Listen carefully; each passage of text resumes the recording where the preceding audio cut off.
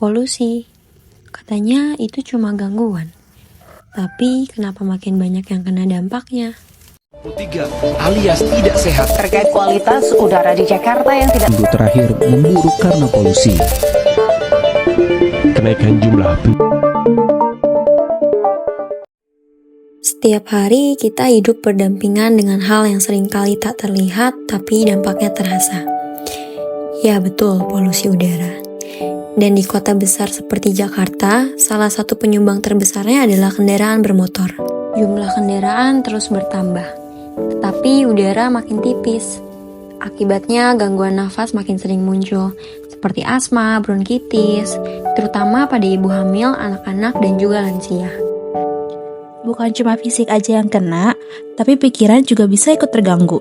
Kita bisa stres, cemas, atau bahkan ngerasa capek terus. Kondisi ini bisa dijelaskan lewat 3 teori psikologi lingkungan. Yang pertama ada teori beban lingkungan. Teori ini tuh menyatakan bahwa otak kita kewalahan ketika terus kena polusi dan kemacetan. Akibatnya kita jadi lelah, kita jadi sensitif, dan kita jadi menarik diri dari lingkungan.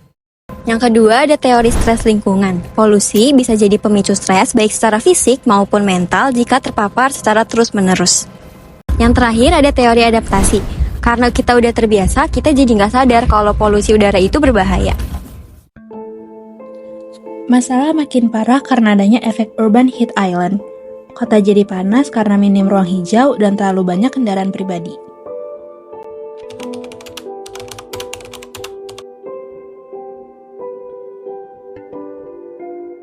Menurut saya kualitas udara Jakarta sekarang itu sangat buruk. Menurut aku udah lumayan buruk sih ya. Udah lumayan terasa jelek gitu ya. Karena banyak sekali galian lubang, apalagi di dekat kampus ini.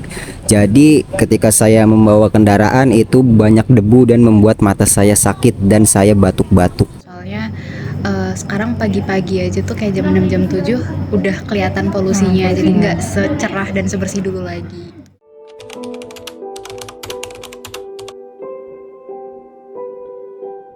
Sebenarnya sadar sih, tapi karena saya males naik Transum, jadi saya tetap paksain gitu.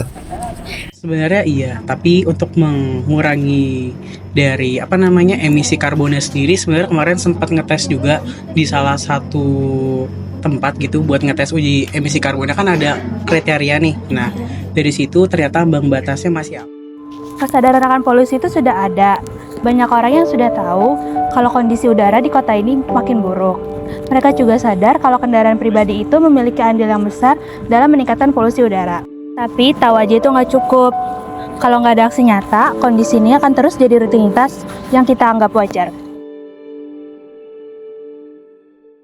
Bersedia sekali, apalagi untuk mengurangi udara jelek gitu ya, atau membuat udara di Jakarta lebih bersih, saya bersedia.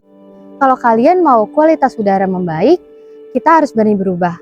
Salah satu langkah yang paling nyata adalah kurangi atau kalau bisa berhenti pakai kendaraan pribadi, apalagi motor. Karena itu merupakan salah satu penyumbang utama polusi udara di kota. Pertama iya karena polusi, terus kedua aksesnya lebih mudah juga. Terus yang ketiga lebih murah juga secara biayanya ya. Coba mulai ganti ke transportasi umum. Selain aksesnya yang mudah, harganya juga jauh lebih murah.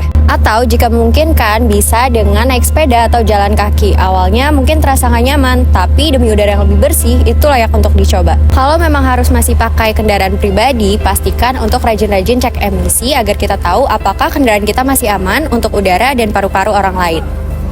Kita mungkin nggak bisa langsung mengubah langit Jakarta hari ini, tapi kita bisa mengubah diri kita sendiri. Satu langkah kecil, satu keputusan bijak, karena menjaga udara merupakan tanggung jawab kita semua.